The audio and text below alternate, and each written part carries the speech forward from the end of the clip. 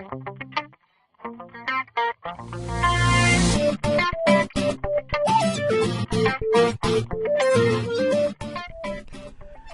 to create an outline contour cut, to cut the outline of this image on the roll-in, there's a couple steps you need to take care of first. First, assuming that you already know how to cut out the background of an image in Photoshop, this is how you would save it and then continue from there.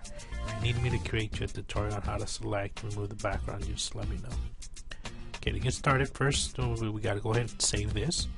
So what we're going to do is go ahead and File, Save As, and then select the file type or the format and make sure it's TIFF, and then name the file. In this case, I'm just going to call it Baseball Girl. Okay, I'm going to hit Save. It's going to bring us up, give us some options. The important part here is to make sure that Save Transparency is checked. Then you go ahead and click OK, and it's saved. Just make sure you know where you saved it. Now let's go ahead and bring up CorelDRAW. In CorelDRAW, you're going to bring in the file, and to do that, you get a File, Import, find your file. If you can't see the file, it's saved as a TIFF format, so make sure you put files of type. Make sure you select TIFF, and then your image will pop out. In this case, here it is. I'm going to click on it, click Import, and then press Enter to bring it in. So there's our image. Now the next part is we're going to go ahead and vectorize this image, or create a vector outline. And to do that, just going to go ahead and Trace. Outline Trace in your case might be a little different. Just make sure you select Line Art. And then you'll have a couple options here. It's going to go ahead and take its time to vectorize. Once it's done vectorize, it's going to convert it like it normally does. In this case, we just wanted to convert it to one color silhouette. So what you want to do is click on here on colors. Easiest way, just select here, change it to black and white, and then change the number of colors to 1. And then it's going to go ahead and change it to one color. In this case, white. If you want to change it to a different color, just go ahead and click on the paint dropper and click on the color, and it should change the color. In this case, it's not, so I'm just going to click on Edit, Mixer, and just click the color that I want it to change. So just click OK, and now it's red. That's easier to see. So go ahead and click OK once you're done. And now we have our vector outline and our original. So let me go back. I'm going to move these around. I'm going to put the background, the silhouette on the back. And if we zoom in, we can kind of see, how it's cutting it out. What we want to do is we want to make this outline thicker. So what we're going to go ahead and do that. Go ahead and right click on a color.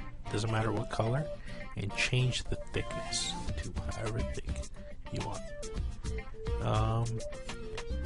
And you can also do it down here by double clicking on the outline. It's the same thing, it's just easier to do it up here. So let's say if that's where we're happy with, that's exactly what we want. So now we got to convert that outline into an object. So while we have our objects, the curve selected, we're going to go to Range, Convert Outline to Object, and now it's an object, but we still have the red part. So to avoid any issues, let me move this out of the way to show you.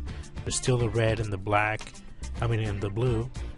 And let me click here, and as you can see, that's the red, and then this is the blue. If we were to send this to the cutter, we're going to have problems because it's going to cut between here and here. So we got to convert it all into one object. So to do that, make sure you have both of your objects selected, and then click this weld button. Now it's going to convert it all into one object. And as you can see, the little dots, that's our outline, and that's exactly what we want. Another neat little tool to do is to remove, neat trick to do is to remove all these nodes. what's gonna happen is it's gonna make the cutter take longer when you have so many. So we're just gonna reduce them. So by doing that, just make sure you select once again the shape tool, select all the nodes, and then click here reduce. And it's still gonna keep the shape, but it's just gonna reduce the nose, and it's just gonna improve the time on the cutting. So once that's done, let's go ahead and put this one back. Click P, and it'll put it back into the center. And we're pretty happy with that. So what I'm gonna do is I'm gonna go ahead and change my background to whatever color background I want. And normally I would use white, and then assign my contour cut by right clicking, and as you can see, it's perfectly contour to her shape, her silhouette, and you can send to print, save it as an EPS, and print.